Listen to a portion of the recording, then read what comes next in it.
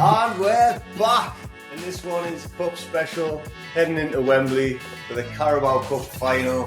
But first, here's a quick word from the sponsor.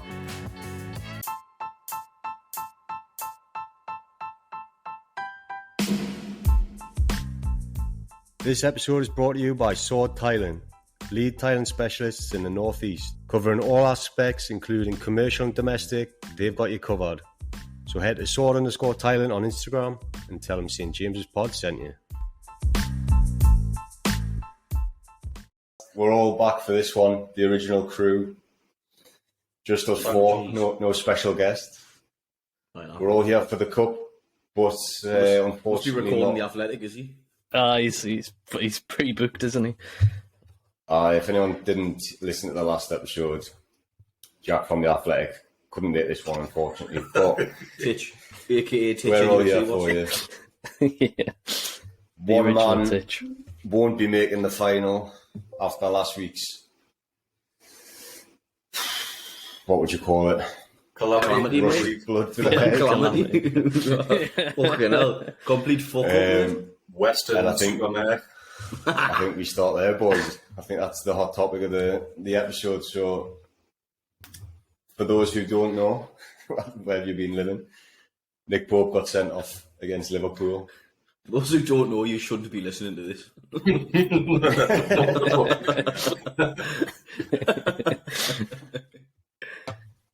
Right, Paige.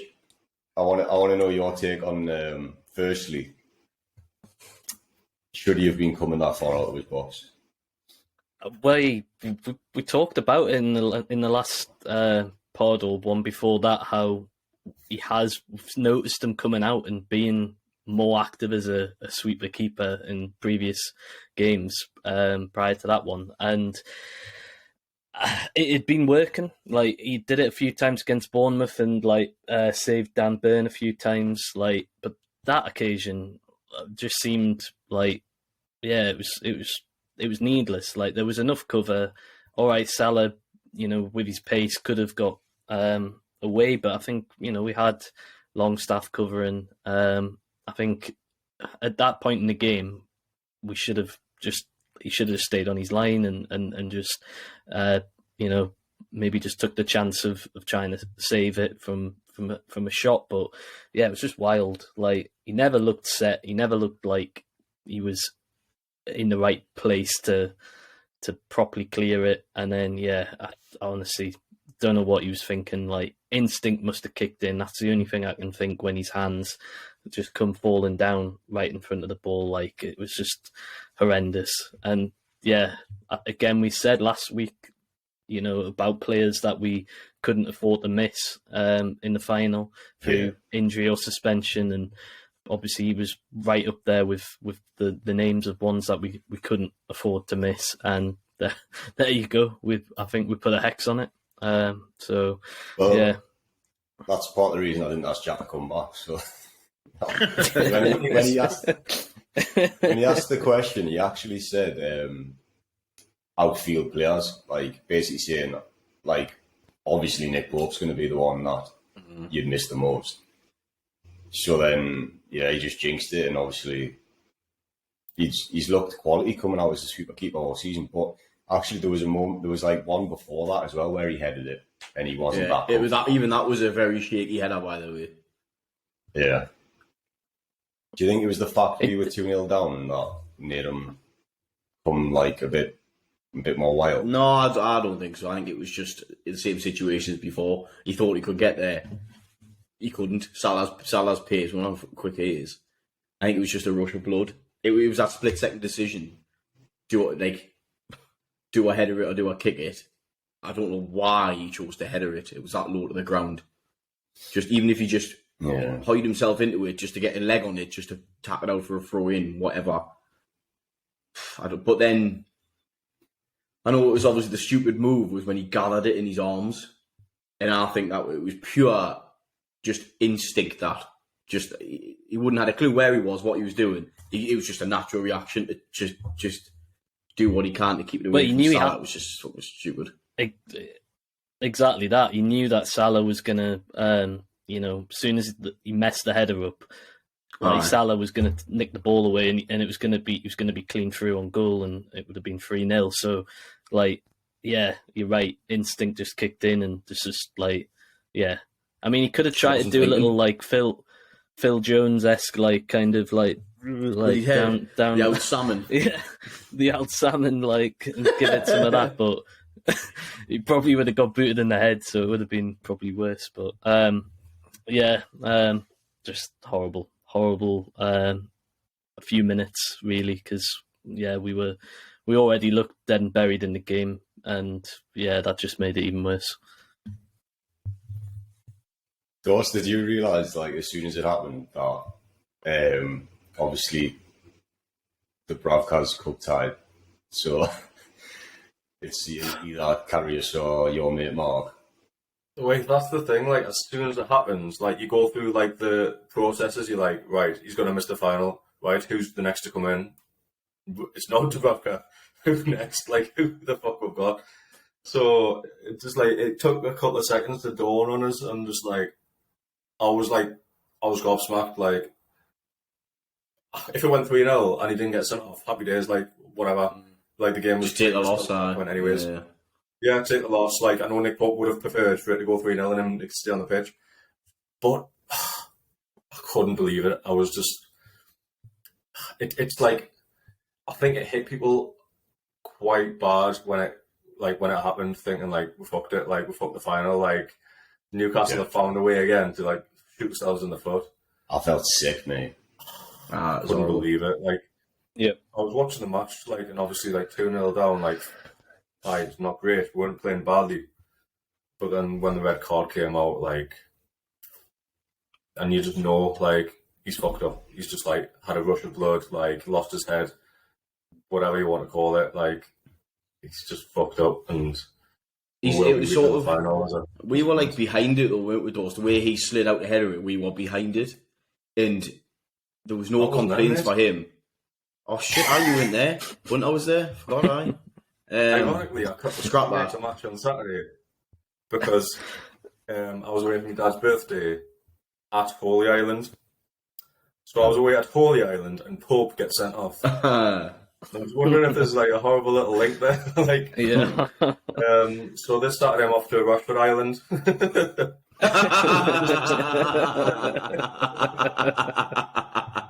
Rashford Island. Anyway. Well, it's all like that. When he slid out, like, we couldn't see him gather it and out like that. Page would have had prime position where you sit, but we didn't know. We didn't know if it knocked his hand or anything like that. But obviously, the ref dished the red card straight away. Pope had no complaints. There was a bit of a pause. I was thinking, it's gone to VAR to see if it's like for the ref to change his mind that it's not a red card.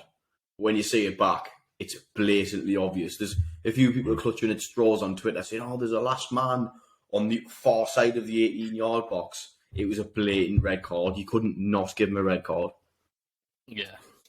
Well, like, VAR did check it, but obviously they were just like, well, obviously... He's basically picked it up and put it under his jumper. You might as well have done. Like that on laptop. What a wanker. What a dickhead. Yeah, I think the last man thing might have started because on the TV you could see Dan Burn arguing with the ref, and he was saying, like, there's a last man, and then the ref's like, it doesn't matter, the last man, and he was like, you could just lip read him saying, "You fucking dog." No, but obviously the rules is more about it's the fact he's stopped the clear goal scoring opportunity or like a decent attack, basically. Like, you cannot just like, because obviously we've seen Bruno, like, quite often he'll get fouled and then he'll just grab the ball, and normally he gets the free kick, so it doesn't matter. But he every has player had a does yellow that. Card. Yeah, but every player gets fouled you get a on yellow the ball, card. gather it up. Yeah. Yeah. Which is why I think people were like, why is it a straight red for Pope? But obviously it's a different situation when Salah's through on goal with an open net. The only saving grace could have been for Pope if, like, Salah had like then collided with him, like as he's kind of like stumbled onto the ball, and then if he made a meal of it, he could just say that he was like kind of fouled and in the process, but he was out of control. But the fact is, Salah like was maybe 1 or 2 yards away, so there's no like kind of there's no get out clause for it. Like it was just one of them, like, and it's just I was the same as Dawson, yourselves, like just feeling sick and already realizing we obviously Darlow couldn't be one because he's sent out on loan, so it was just like at one stage in the season we had like 5 keepers, and now we were like in this position where we're like absolutely like do you think bottom of the barrel? Do you think if Darlow was still here, it would be, wouldn't it? I was going to say, do you think it would be Darlow or Karius? It would have been Darlow, wouldn't it? Well, you'd imagine since he played in the cup previous. But what was he's a championship keeper, though, isn't he? You know what I mean? Tranmere. I'd like to think that Karius is a better keeper than Carl Darlow. So. Hope so. Otherwise, why did we? Exactly. This is my point though, because everyone was saying that, the 4th choice keepers in goal and all that, because obviously it was Dubravka, then Darlow, then fucking Elliott, and then Woodman and all that. Now the obviously ranks have gone down. Now it's Pope, Dubravka, Darlow, but the whole Darlow Karius thing has Darlow just been hanging around until he gets shipped on. That's what I think he has been. He's just been the body around, and everyone knowing fine well he's getting shipped on to a championship club. He's a good championship keeper, isn't he? I mean, he's a bottom half Premiership top championship keeper. Whereas Karius has been there and done that in the Champions League. Yes, I know there was a massive fuck up in the final, which I'm so personally we might as well move on to this now. Well, yes, but the one that everyone talks about was the 2 howlers he let in. He basically dropped the ball into the goal. Then he obviously had the second one, which he was knocked out for. He was previously knocked out. He came out, he was concussed for the rest of the game, wasn't it? After all the tests? He'd been completely concussed for the rest of the game. So, okay, 1 howler, but everyone latches on to that stat, and it wrecks my head, to be honest. I've been sort of banging on about it, like at work and stuff like that. Karius played, was it all the games for Liverpool in the Champions League? Mm-hmm. They reached the fucking final. Do you know what I mean? If you was that shit, they wouldn't have reached the final. Maybe 250 games, exactly. In his career. But everyone holds on to that one. No, everyone holds on to this one cock up. I know what happens. It's just, you get remembered for the bad shit, not the good shit. It's just how it is. Yeah. Look at Gerrard. I think my worries. How many times does that come up? They fucking Steven Gerrard. We slipped, didn't we? Cost them the league. There you go, mate. Exactly. And I'm just sick of hearing. I hope everyone just really gets behind them. It's like all the same keepers. David Seaman, the Ronaldinho lob, David James, it's always like the howlers that you get from exactly. The actual performances that he made. So and obviously Karius has recently won a trophy with Newcastle United as well. So the old what was it, the Saudi Cup or something we won? Something like that. Something daft like that. He only plays cup finals. Well, this is it, mate. This is what I got drafted in for. Agent Pope. But so my worry is for 2 reasons. Is one, obviously we're looking at that Champions League final, and even though he played throughout the full season, is it the pressure of like the big games that gets to him? And then obviously this is a big game he's coming in for. And then 2, he hasn't played. He's played like 45 minutes in a friendly. Competitive football. I don't think he's played a competitive game since 2021. I'm more worried about what you've just said there, the whole game time. That's what I'm worried about. It's different for a keeper. Yeah. Obviously, you have your reaction times and stuff like that. it's not like a player with full fitness levels and stuff like that. I don't believe that whole pressure of the final thing are out like that.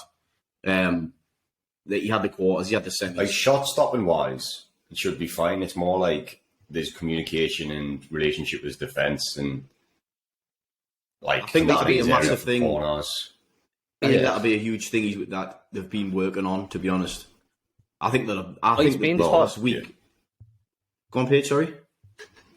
I was going to say he's been part of the group for since the summer, hasn't he? So he's. I think trips away and everything. It's not as if, yeah, exactly. It's not as if he's just come in January as a stopgap and he's not had any time to get to know the guys. I'm pretty sure, he's been around training for all this time. So, and he'll have been welcomed into that group because, as we know, we've talked about it like that. The group mentality and the cohesion with the group is really strong. Like everybody seems to, back each other and want to help each other out. And I'm sure the other keepers will all be, behind him. Pope's going to be obviously giving him a few tips and in his ear in training this week. So I'm confident that he's going to have the know-how and be comfortable with the defence. And that they should hopefully trust him and vice versa. But yeah, you're right. I worry about that game time just because even as a keeper, you do need that professional games. I'm a bit slightly concerned as well about. We obviously know Nick Pope's a bit shaky with his feet. If he gets the ball at his feet, he might sort of have a slow reaction what to do. Yeah, exactly. Yeah. But he might have a slow reaction of what to do with it. So I want no bullshit with Karius, as in because last season he played for Liverpool, he played out from the back with his feet all the time. It's more the fact that the whole game time thing. If you haven't played in ages, the ball comes to your feet and it goes under your fucking studs. That's when he played 5-a-side in 6 weeks though. Well, that's true. He's trained every day, I know, but it's just different in a game, and it's little things like that I'm slightly worried about. Just don't try and do a fucking 5 turn on the edge of the box or something like that. Just no bollocks. We could well have had a different keeper playing for one Sunday if things went a different way. I was listening to Ben Foster on their way to work or something the other day, and Ben Foster was on. And obviously he turned down signing for her before Karius did.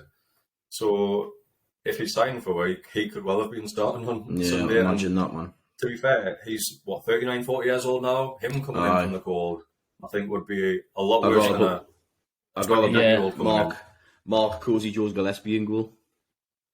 Well, this is not what I was going to just say. There, it's Cozy Joe's. Then I've seen him in a Toon shirt. Yeah. The only time I've seen him in a Toon shirt is the fucking photos they put on Twitter. In his defence, it was during the World Cup, so he was allowed on a Saturday night. Yeah. So we're not like... Sorry if you're listening, Mark. Mark, we're not trying to drop you in the shit, mate, with the club. What's his song? Listening. He was allowed. He was on World Sam Cup. Fender. He sings Sam Fender. Oh, he got up and did a Sam Fender, did he? I did. I sang Sam Fender. Hypersonic myself, like it was. Love it. Because we're just talking obviously Karius is starting. He is pretty obvious. He is Well, the admin's been putting pictures out there, isn't he? Yeah, it's not Gillespie getting pictures taken. Yeah. And then the other thing is, even if Karius does start, if he was to get concussion or something, it is Gillespie coming on.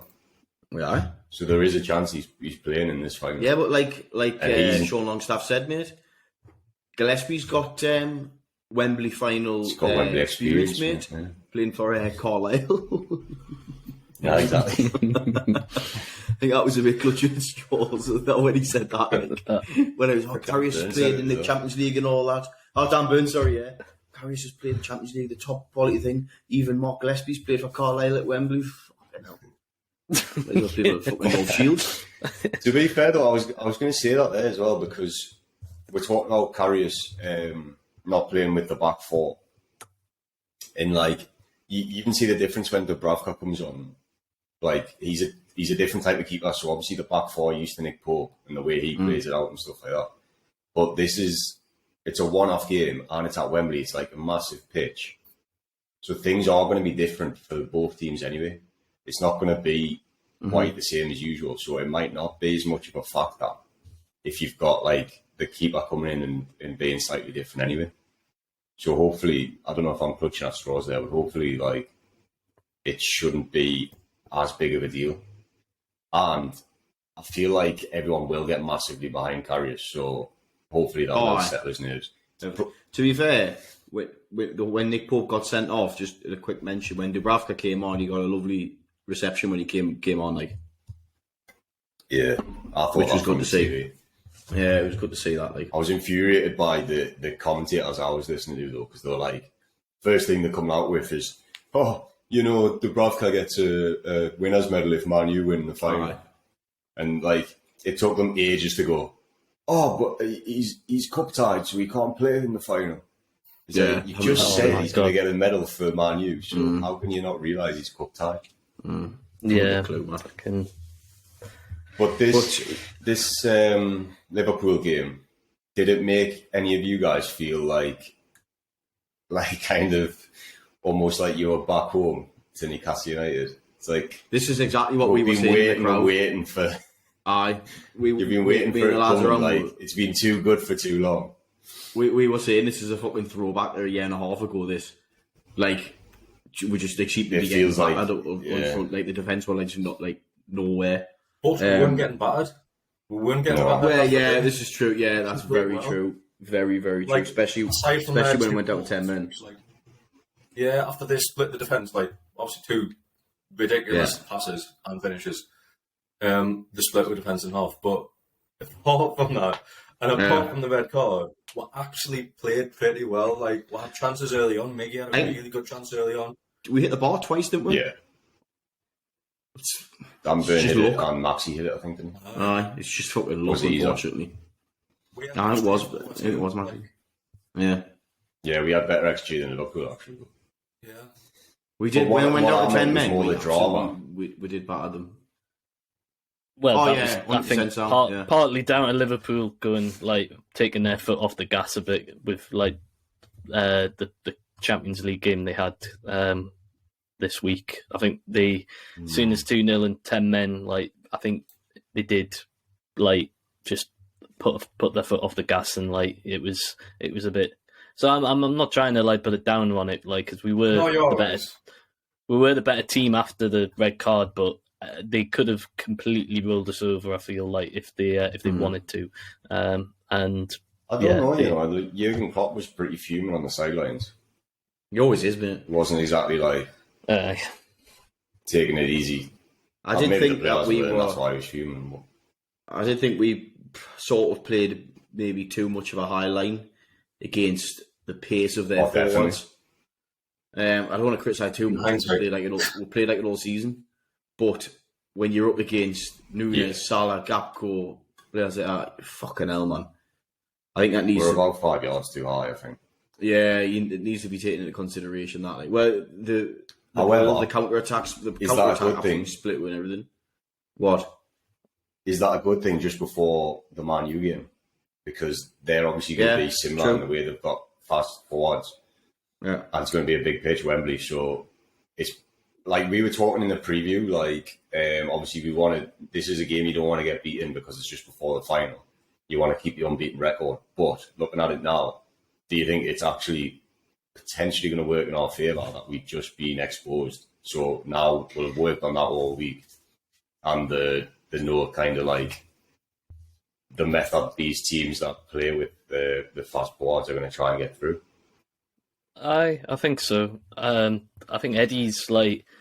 I think we were worrying a little bit that we were becoming a bit too predictable in the last few games, and that's kind of tied in with, you know, our recent form not being as good. And I think in some ways a bit of a shock to the system. Like, this defeat to Liverpool could just be what, like you say, what Eddie needed to just like go back to the drawing board and tweak a few things to hopefully get just a different tune out of us. Like I don't know, like I mean, maybe nothing too radical, but at least something like that needs to be done to obviously going forward and scoring goals, like because that's it's been a while since we've scored a couple of goals in a game. So yeah, I think that needs to be addressed. But no, I think you're right. In some ways, it could be a blessing. But yeah, to be fair with the goals, like we're just saying, we had the better XG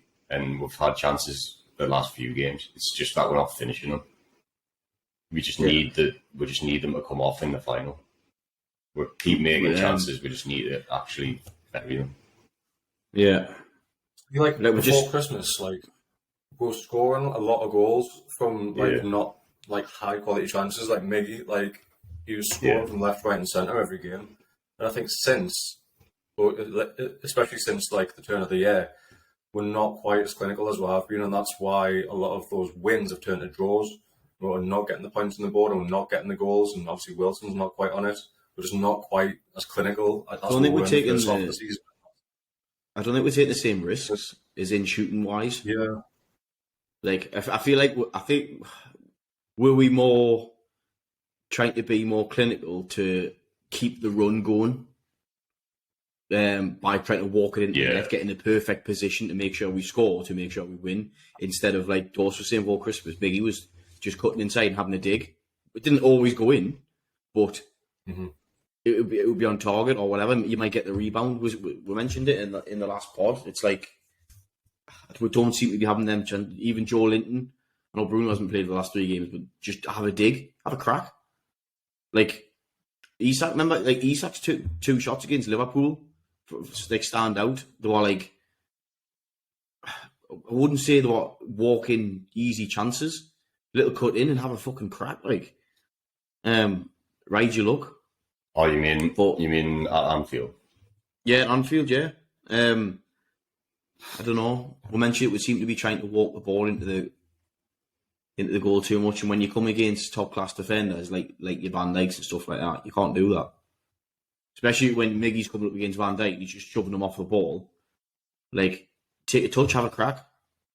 It's not obviously not all the time, but if there's nothing on, have a dig. Fucking hell, no one's gonna like the goals that Miggy's been scoring, especially from outside the box, just inside the box, whatever. He can do it. It's not like we're saying, fucking hell, what you shooting from there for? You kind of score to save your life because he's been bagging them for fun. Well, I don't know. I don't know whether they've been told to be more, try and be more pinpoint accurate or what. I don't know, but I do think Bruno helps them to find that like half a yard though. The way he plays, like just pulling defenders out in position and stuff for this passing. Yeah. So maybe that's been part of it with him being away the last 3 games. But another thing that we need to improve on is the set pieces, and it actually takes us back to the red card, because if you remember, it came from our free kick, our corner free kick. It was so bad, and like didn't he like hit the first man? This has been a long-standing issue. Like, yeah. How long have we been speaking about this? However, normally the actual quality of the ball is not the issue as much as the lads in the box. But Trippier did have a bad game. Personally, I think it's shit for a while.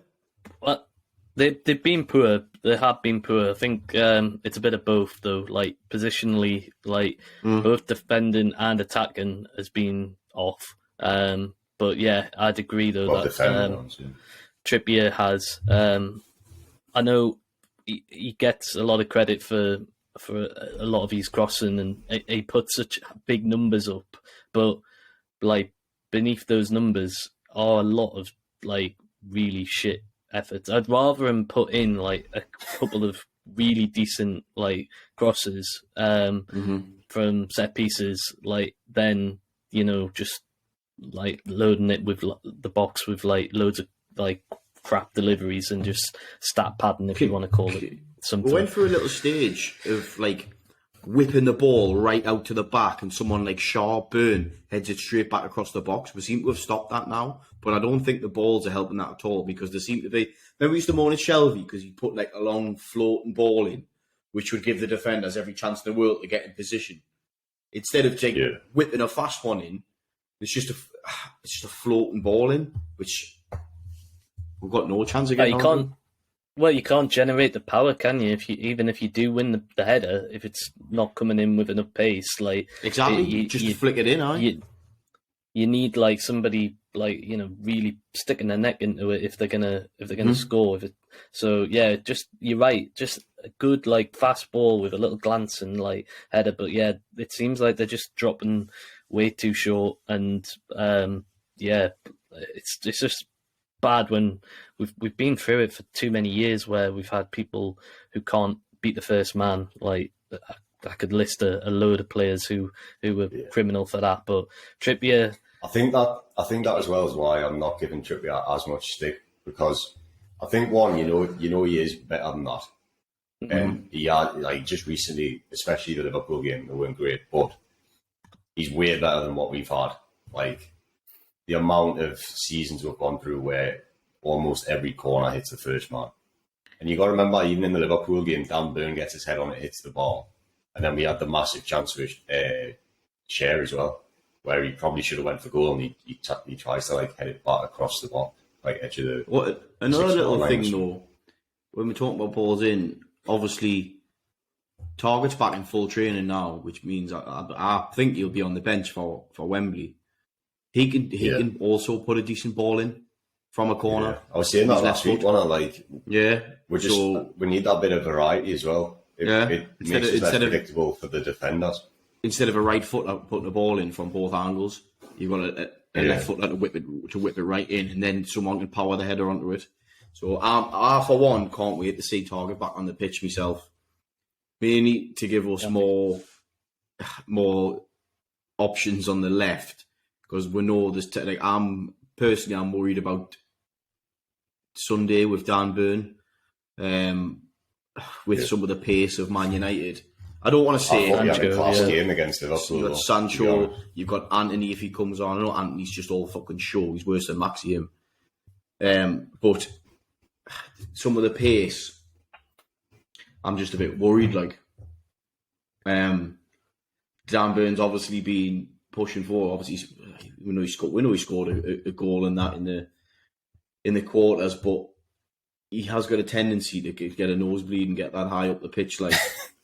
But when you're up against someone like Man United with the quality they've got, I can't help but worry, mainly for his position. Trippier's got a brain on him. Don't you think he played well though against Liverpool? Yeah, he does play well, but that part lets his game down. It's no fault of his own. He's just big and he's slow. Unfortunately, it's just how it is. So he can't on a counter.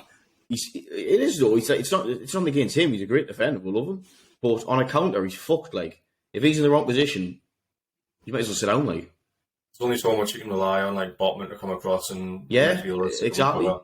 Whereas you're going to have Rashford, potentially Anthony, like. They're going to target Dan Burn. 100%. They're going to target Dan Burn. It's nailed on that. But to have Target back gives you. Plus, you had that. Remember when we had that Target Maxi partnership, which worked very well. Yeah. So you've got that to look forward to. We've got Trippier, Bruno, and Miggy. Like, them three are playing together and playing well. Like, we just pile everything down that right hand side. Yeah. It would be good to have a bit of balance and something to like keep teams guessing a little bit, going down the left sometimes, instead of just like in Bruno's feet, 1-2, chip the ball behind, tell me on, and then see what you can do.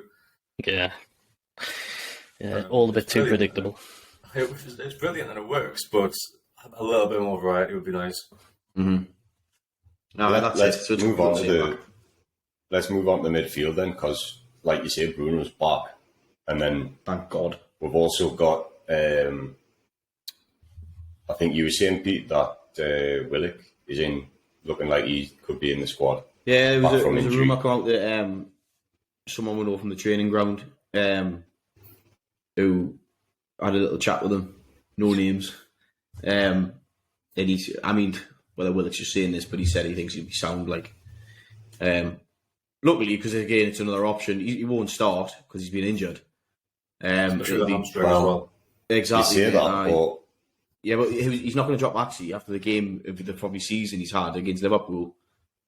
So it's going to be Winnow, Bruno, Joe Linton, Longstaff in the middle, and it'll be Maxi on the left. But obviously we're talking about the midfield, so it'd be good to have Willock back. I'd rather see Willock come on than Jacob Murphy, to be honest. Sorry, Paige. Not taken. the only reason I say that is because of like the way Eddie's been so far. Do you think there is a chance that he goes with the team that got us to the final, i.e. he plays Willock, and also we weren't getting beat. We were in better form. Not when Maxi the whole played thing quality, about but we got beat.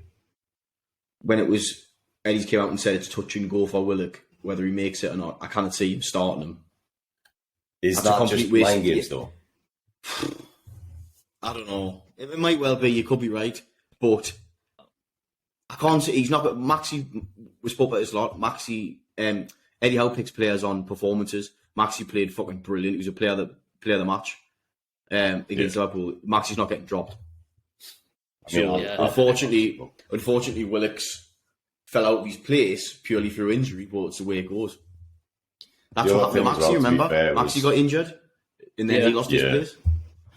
But Willock wasn't actually playing that well when he got injured either. Do you know who started against Man U earlier in the season when Maxi was injured? Jacob Murphy. Yeah. Oh. I literally just thought I'd have a little check of the lineup to see like how, obviously like when Sam was saying like, do you think we'll keep the same lineup for the last round? I was thinking, do you reckon he might go for a similar lineup to obviously when we drew at Old Trafford 0-0 with him? And then I seen Jacob Murphy started, so I thought, well, that's probably a no.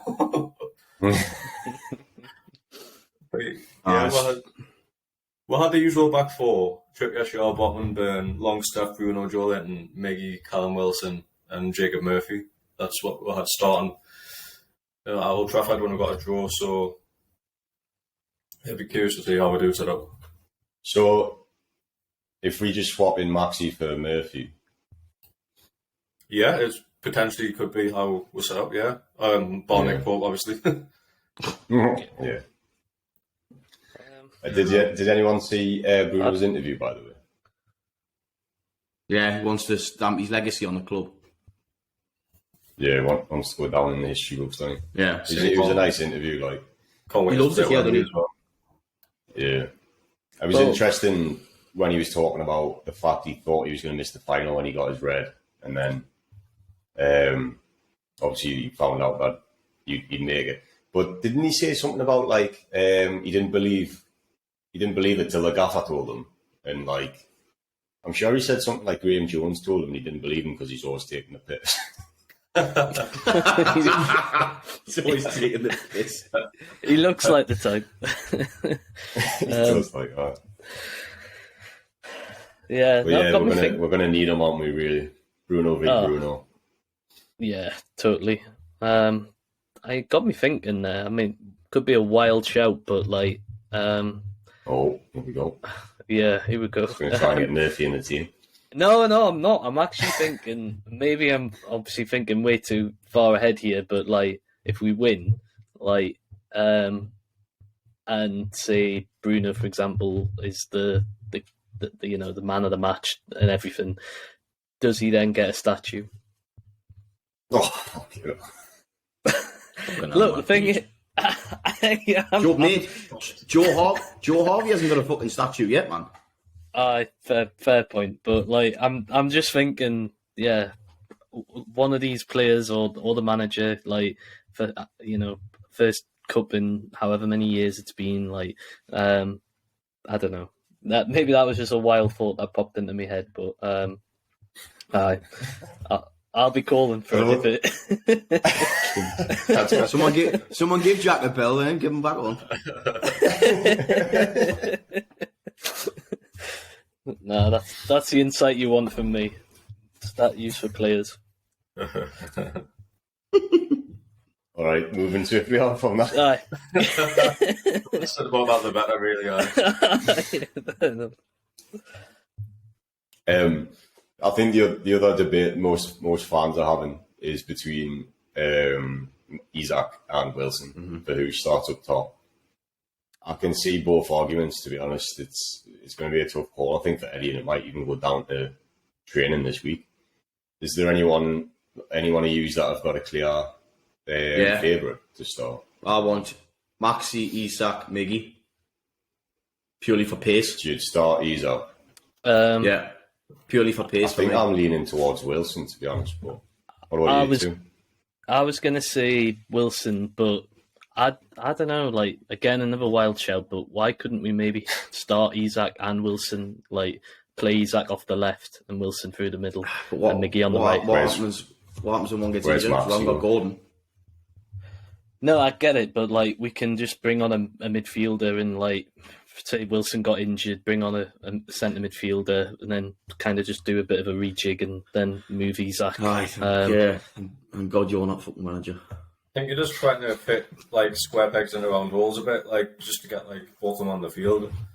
Like I can't see anything other than either or. Then really, if one of them gets injured in 10 minutes, we're fucked.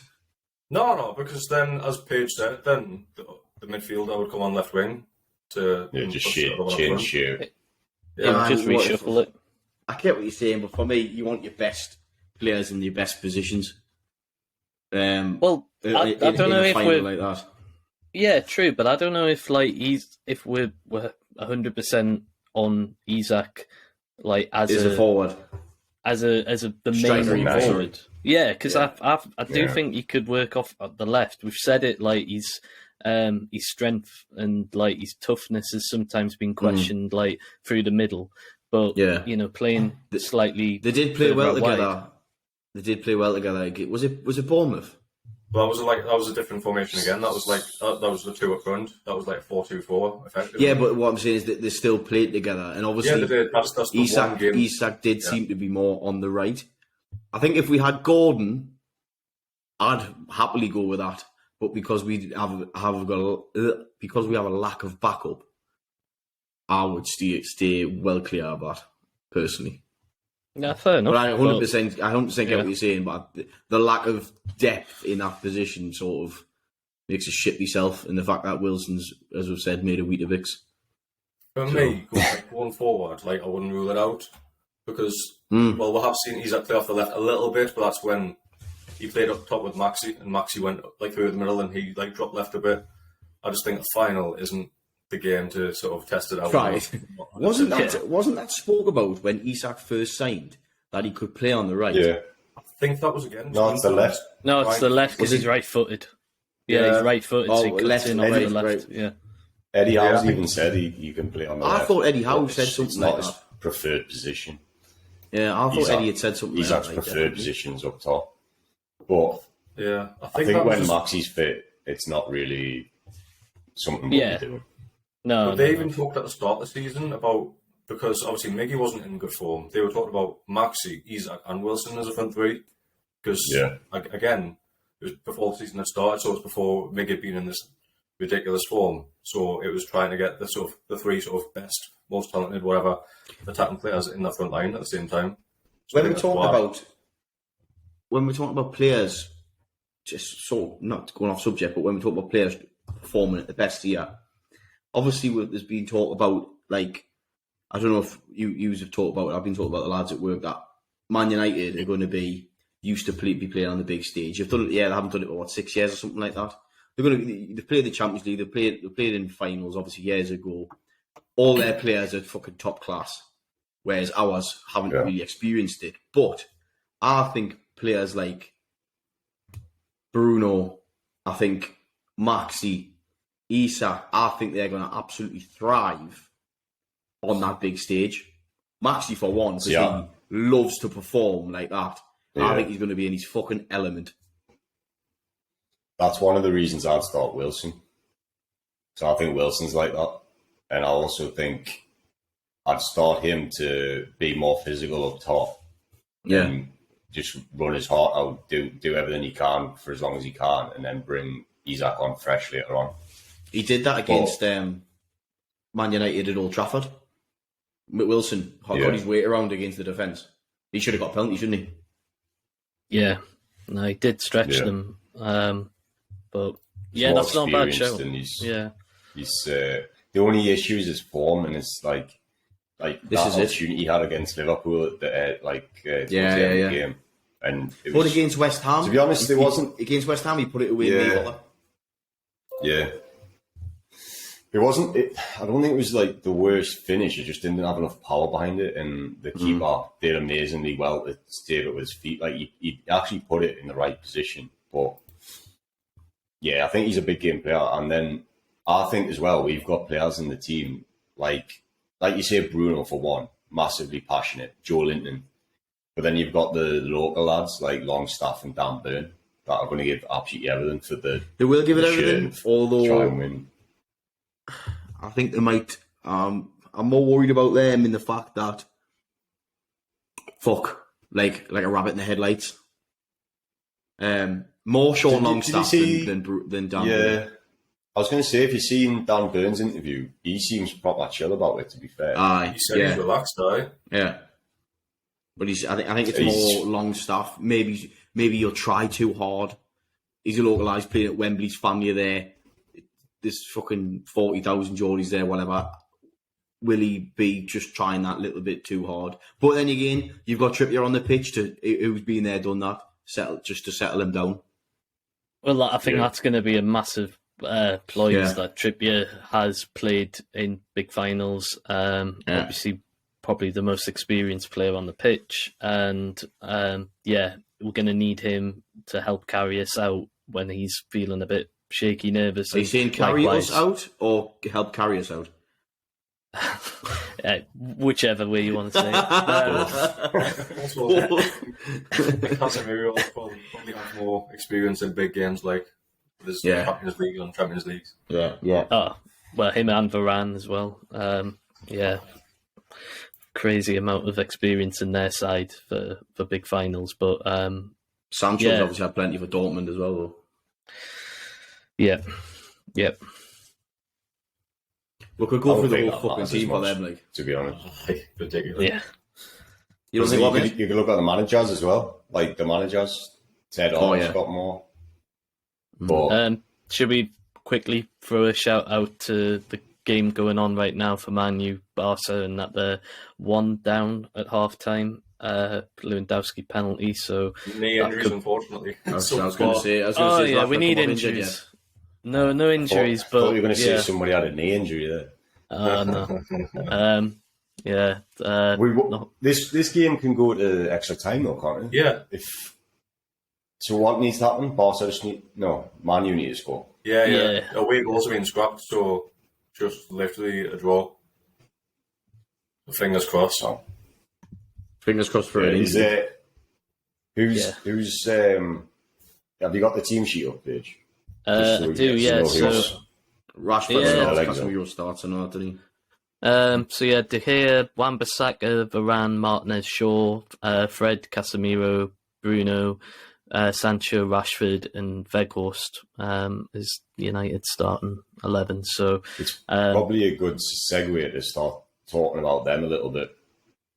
Where you think their strengths and weaknesses are, and we know Rashford's fucking unstoppable at the minute. Yeah, crazy form.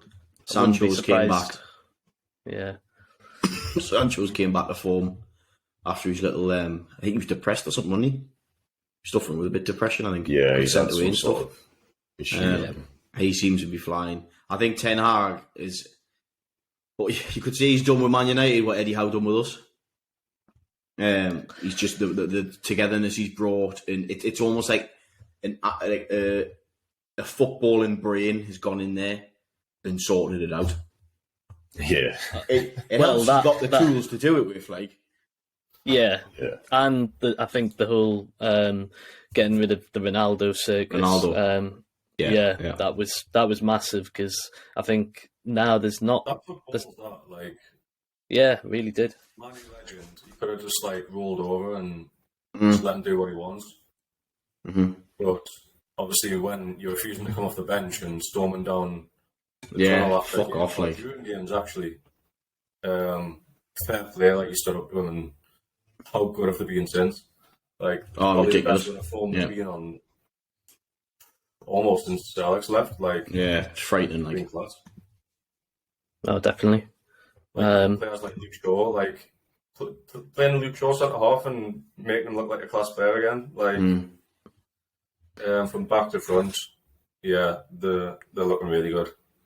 obviously dropping the captain as well. I know that's been a while, but why I put getting turfed out, that's again balls. He's come in and said, "I'm doing what I fucking need to do here," and we know he's a class manager. Like, in what he did, because he obviously the youngins he brought through with Ajax, he knows how to nurture people and man management. Do you think it'll be a good battle, a good tactical battle, or do you think it's just going to be the way Man United play and the way we play? No, I was going to say, like, so they set up in the 4-2-3-1, and obviously will be 4-3-3. The way that they've been playing recently with Weghorst, like, kind of being like a false nine in some ways, like dropping in and then allowing Rashford and Sancho and Fernandes at times to overlap them. So that is going to be an interesting battle. I think Weghorst, Joe Linton could be an interesting battle in the sense that two big guys, like, when it comes to like trying to win the ball and get either side trying to move forward. I think both of those, Weghorst has been quite pivotal in that recently. So I think we need to kind of get on him and stop him from making those passes and little knock-ons to Rashford, etc. And if we win that midfield battle, obviously we've got the extra man in there, then that could be a key to success. But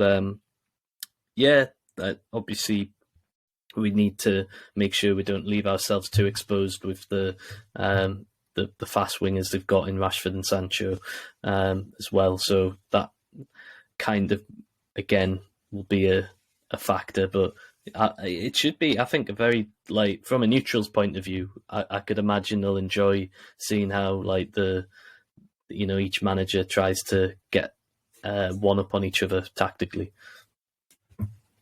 Sam, I thought you were going to sneeze there. Oh, it's making me nervous. No, I wouldn't be surprised if we came out on Sunday and we had more of the ball in the possession stats, because I reckon they could let us play the ball a bit more and try and catch one on the counter. Like, they know if they get one high, like, we could be hurt. So I wouldn't be surprised to see them let us have a bit more of the ball, to sort of play a bit higher up and then catch one on the break. They just need Bruno or Casemiro just to play a nice ball through, and you've got Rashford, Sancho in that away. So exactly, I don't know. We need to get more fucking happy. Yeah, we're in a fucking final. No, we're getting depressed over Man United. Let's nervous, but One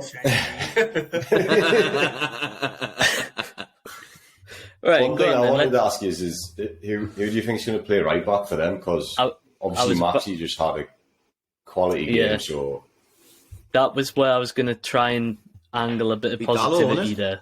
I'm not convinced. If they go Wan-Bissaka to, I don't know, with his pace and stuff, but then if he's playing tonight, and I'm not entirely convinced they're happy with either long term Wan-Bissaka or Dalot. So I think that could be a key to us getting in behind them. So that's my positive angle. I like Dalot, man. I like Dalot. Going forward, going forward, I like him. Yeah, he's not bad. That's an interesting one. They could welcome, like, and keep Wan-Bissaka there, because, like, the best thing about his game for a long time has been his, like, one-on-one defending. They always say, like, one-on-one against anyone, you'll do a job. Now, if Ten Hag looks at what Saint-Maximin can do to some players, like when he's had, like, Walker untoast in the first half of the season, I reckon he could say to Wan-Bissaka, like, it's your job. Stay on him, make sure he doesn't do an out. Like, man to man. They might sacrifice a little bit going forward, but they've got the talent and the players going forward anyways. Like, they don't need like both fullbacks like bombing on. So I reckon they could sort of try and nullify Saint-Maximin in that kind of way because they know what he can do when he's on his game. Mm-hmm. I'm interested to see how we go against Shaw as well, because he's had a great season, but I still back Miggy, especially with Bruno back so they can do the triangles with trips. Mm-hmm. To get some joy out of it. With a bit of pace behind.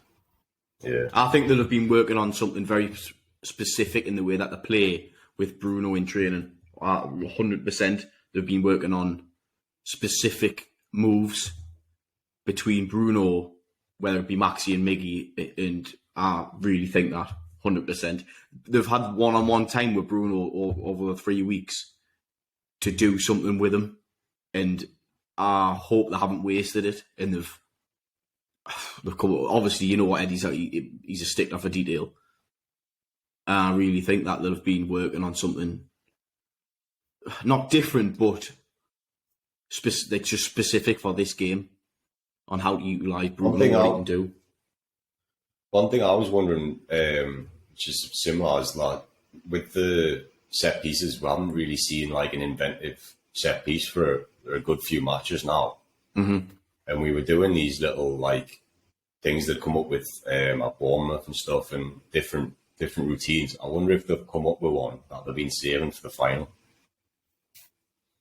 Once again, in the first half of the season, we tried a few of them and we scored from a few of them. Like, Mm-hmm. I remember the one where it was pulled back to Trippier and he whipped it in the back post where Bruno scored the header. Like, That's what I mean, yeah. There's a few good like set pieces from the training ground that like were successful early in the season. So I don't know whether either teams got privy to it or Eddie Howe stopped doing the same ones because he thought teams would be like able to read them. I don't know. But as you said, Sam, they seem to have. I haven't seen them much in recent games, anyways. We're just doing the simple putting the ball in, putting the ball in. Or like nothing works. Like a 1-2 from the short corner, then whip it in from a better angle. Straight to the keeper's hands. Doesn't beat the first man. Yeah. Just a shout out that the Man U brought on Anthony at half time for Weghorst. So, I mean, that 1-1 just, by the way. Fred, I haven't refreshed. There we are. Fucking hell. 1-1. Yeah. How many minutes are gone now then? Oh, 60. Just the start of the second half. Like, The winner's been disallowed. 47 minutes in. I'm refreshing the live score that's going on and off. But yeah, there's obviously another factor in. Obviously, if Weghorst goes off, Anthony can come on, and then they just bring Rashford through the middle. So yeah, another thing to ponder. So far, obviously, we've mentioned extra time and penalties in this game. We haven't mentioned extra time and penalties in our game on Sunday. Like, I know I dread even think of like how we would be in the stadium if it goes that far. But Jesus Christ, I could see it happening. Like, I wouldn't be surprised if it's a tight game and it went the distance. And Jesus Christ, if Karius could step up then. Oh man, Bill goes through now. Exactly. Pete, I've stressed you out there. You've looked mortified. I'm literally visualising us in the stands, watching because we're obviously like the top level, watching the penalties. That's exactly what I'm thinking about. Fucking Mystic I'm Pete just in a here, world. like... I'm just in a world of my own, thinking, "Fucking hell! Like, what if it goes to that? What's going to happen?" Having a premonition. Like, Jesus, it just wrecked me head, mate.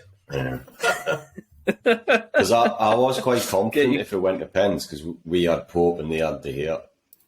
But now that it's Karius. Did you not? Well, However, yeah, Stop getting so fucking depressed over this.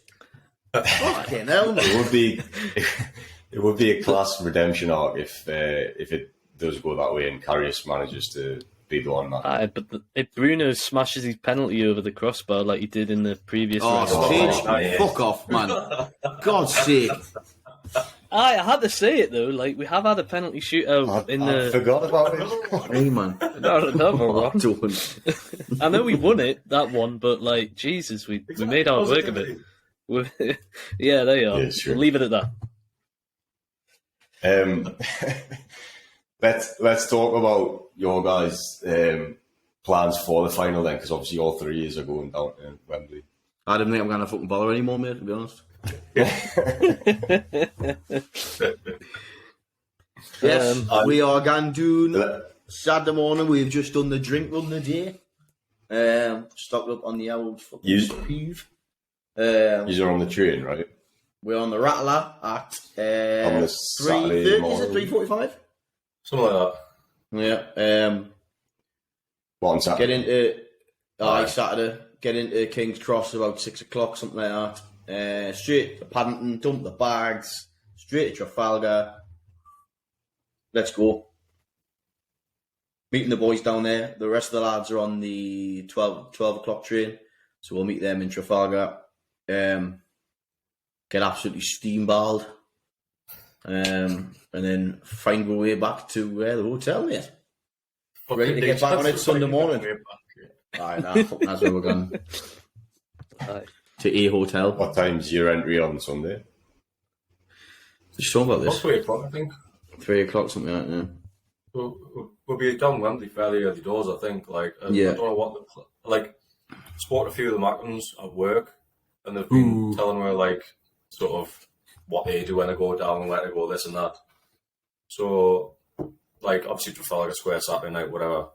There's going to be a big police presence, so we're expecting to get turfed off at midnight, pretty much.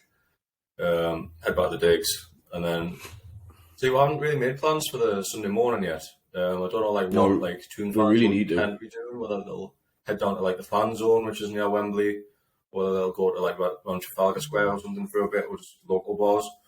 But is the Green Man, isn't it? Obviously, ticket only. But then once you cross the road, what do you do then? Fuck off. You've had that in your fucking locker. I've got to get pages that just dropped for you or something. Yeah, it did. Fucking hell. That was slow. Dickhead, man. You've been waiting for that. You've been waiting for me to say that and tee you up. Mate, I thought of it on the spot. I was right on. Fucking hell. Can't wait to have 3 days with you. But every time, I think it's 2:30 to 3 or something like that. It is really early being in the top tier. So we're still getting another drink on the way now. Alright, we still got in the stadium and pay £10 a pint, can't we? Yeah, £10. Happy days. For Carlsberg or something. Get a half an hour scarf. It's awful beer in there as well. Fucking Jesus. We'll get half an hour scarf which just says United. There is a box. Yeah. United. There is a box park, isn't there, which is right outside the stadium. Ticket only, isn't it? I think that. Oh, is it fully booked as well? I know it's ticket only, but I wasn't sure if it had booked up straight away. It would have been. Everything would be fully booked. Yeah. Just need to find a pub that everyone's going to. This is it. What's your travel plans, Deji? Getting the chauffeur going driven down down on. No, flying down on the old Fucking plane down as well. The old plane. There was no trains. There was no trains. Are you actually flying down? I thought it was in a pit. No, genuinely, we're getting the plane from Newcastle to Heathrow. Of course, he's fucking flying down. Business class? Look, there wasn't any other option. But no, there's no business class. You can drive. What? Wait, we're not driving. I'm not going to drive. Are you joking? Drive? Nah. There was no other option but to fly. There's no other option but to fly. Well, I mean, if it can be done. So yeah, it's been done. So we're boring you, son. Flying down on the Saturday morning, and then I'll get there on Saturday morning because it'll take half an hour. Exactly, yeah. And then, to be honest, don't even know really what to do for until later on in the evening when I'll can meet you guys at the Trafalgar Covent Gardens, mate. after some food. Going to Covent Gardens. Oh, is that what like other fans are doing? Like, I don't know. Like, I don't know what the. Gardens. Yeah, I just don't know what the like the normal sort of cup final etiquette is, like as to where you go, what you do, sort of thing. Like it's obviously a first time for me. So you go on the drink. What you do is you go on the drink, and what you do is drink. Aye, that works for me. So yeah, that's my plan anyway. So yeah, and obviously get the Trafalgar to see these guys, and then then on to Wembley. You got your suit all pressed ready for Sunday? Well, it's funny you should say that. Because the Toon players don't. So apparently, from a source on the training ground, that that basically ordered the suits for like the whole club, the coaches, everyone, and only 25 got sent out of the 44 or something that they need. So they've tried to source suits. They've had a run-in with Castori because obviously they've got all the kit sponsors and stuff like that, and they're going to be turning up to the ground in tracksuits. Oh, No way. Dan Burn is not going to be happy. Apparently, because of the fuck up, there was like rumor has it like it was Staveley and Trips trying to work something out with Marxies, but like obviously the England team had. Obviously, Trips with the England team, so he might have been the sort of go between there. And I think the attire was like smart chinos. What was it? I think it was classed as leisure wear, so it was like smart chinos in a smart bomber jacket. Bit like if you remember the England attire, it was a bit like that. Oh, right. But apparently, because that class is leisure wear, Castor have now kicked up a fuss because that's within their remit. So, trackies and fucking Air Maxes. I'll be curious to see if like this is a rumor that's like true or not. Like, I believe it'll get sorted, mate. I'm 100% believe it'll get sorted. If we turn up in tracksuits, it's fucking diabolical. Just literally go into Slater's in Newcastle and buy the fucking suits. Buy a fucking suit, like Dan Burns. See the Saudis letting. Yeah, Dan Burns not going to have a suit there on the rack which is going to fit him, is it? Like, let's be honest. So, well, I'm sure he's got a black suit at him, and he'll just put your fucking tie on. Well, his funeral one that he puts on. Everyone, Jesus, just wear a black. Everyone, just wear a black suit, and we'll give you a tie. There you bother. They'll probably order bow ties instead of normal ties as well. Fucking hell. Give it the old day. Who was it? Chancellor Mbemba and who was that turned up? Was it Florin? Was it Torvan? Oh, Torvan and his tux, yeah. Was it Torvan and Chancellor Mbemba that turned up in tuxes? Aye, tragic that. Jesus Christ. Bruno turned up to his first day at the club in a suit, didn't he? So off the private jet, aye. Bruno's is that you coming off your private jet in Heathrow? Aye, no, we'll be honest. Getting Jeeves to take his bag. What luggage allowance are you taking, Paige? 25k or? 20, Did you pay for food on the food? Did you pay for a meal on the plane? Barely get enough time to fucking sit down before you descending. Hey, you might as well gym then. Yeah. You'll be in the airport lounge, are you? No, honestly, the Aspire lounge. No. No? Just literally going there just to find our way to London. That is it. Like, there's no fancy. Yeah, what have you done? Like, just hired what have you done? Like, just hired the jet, like, or we own the jet. We don't have to hire it. Shit! shut down.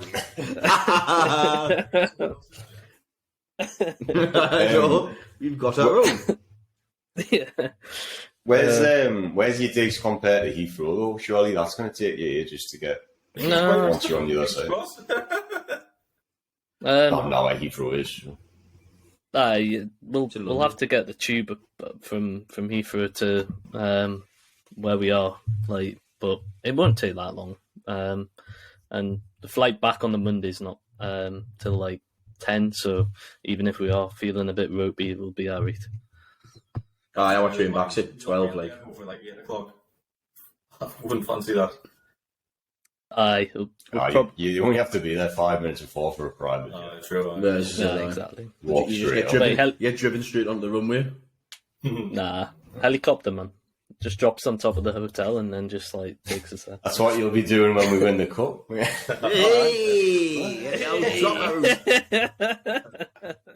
The maxi chopper. Enough about my travelling down because I'm getting sick of it. I thought you were going to say chopper. Enough about my chopper. Enough about my chopper. This is going west now. So, have we got anything else we need to discuss? Wait, predictions? Well, that good job off that one here because he'll fucking predict we'll lose and he'll get it right again. An ass backer. Bellend. Bellend! You actually got it right, didn't you?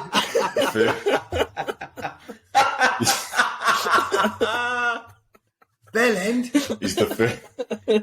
He's the first person to get a prediction right, and then he's banned him from the show. So he's not a regular, so his predictions don't count on the table. He lives in the future. I already knew the result. He's an irregular. I don't. I'm going 1-1, and then 1-1 after extra time, and then us to win on pens. Oh, I am going to go. Oh, I will go 2-1 to us. I'm gonna say 3-2 to the Toon. I was going to say 3-2. Ends to end. I think it'll be goals galore. Honestly, like I mean, it'd be great for a neutral. For us, it'll be absolutely nerve-wracking, but 3-2. We're bookies fucking dream us like we'll finish 0-0 last day. We're all expecting like fucking both teams. Fucking bags of full of goals. Alright, I'm going to say, in that case, I'm going to go, you've convinced me it's going to be 0-0, and then we're going to win it in extra time. 1-0. Get in. Yes. Oh, God. And it'll be our last minute. Enjoy it. I keep getting waves and nerves coming over, like. Same. To be honest, I was more nervous for the semis. We've managed to get to Wembley. It's against fucking Man United. What happens. Do you know what I mean? I'm not, like, we're the underdogs here. If we win, fucking brilliant. If we get beat, we've got beat. Good, but we've got to Wembley. We've got to a final. In my first time trying to get to a final under new ownership. Just fucking enjoy it. You know what I mean? So there's nothing else to do. Like I say, if we get beat, we'll get beat. It's still going to be a fantastic fucking occasion. Plenty more to come. Exactly. Yeah, see the lads walk out in the tracksuits, put on a good performance. Yeah. And then watch. As long as it's not a white tracksuit. We know at least one of our players is getting a winner's medal anyway. So. Hi. Yeah. I'd rather 24 of them get it, like. I know. Exactly. Then we can get that statue up. Oh. Don't worry. I'll be petitioning, like. It'll be Lascelles who lifts the trophy anyway, so it'll be him who gets the statue. Well, full kit wanker. Knowing Trippier, he will 100% hand it over to Lascelles. You can't really call him a full kit wanker if he's on the bench, like. A bit hard. What have you got a full kit on for, you dickhead? He comes on for the last 5 minutes to show up the defence. Fucking wanker. Fucking wanker. Okay, no. Played the game, Pagey. Aye. Fair dues. Right. Lads, enjoy your trip down there. Enjoy the experience. Good. Get a lot of stuff on social media forward, because I'm sure the viewers who aren't going will be like me, living vicariously through yous. Join us next time and we'll go over the game. We'll discuss it right here at St James's Pod, and we'll see you then.